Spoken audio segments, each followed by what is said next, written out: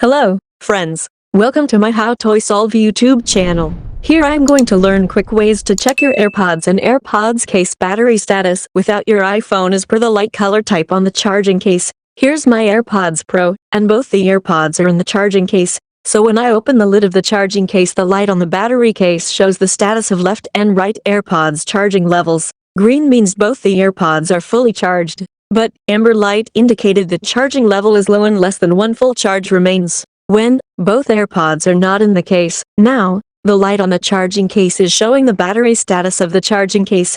Green means fully charged and amber means need to charge. This method helps to know the battery status without connecting with your iPhone, iPad, or Mac. If you know other 4 different methods to check AirPods battery in percentage, refer my video guide in top I button. That's all the methods to check the battery level of your AirPods. For more help, comment me and don't miss to subscribe, like and share to help others.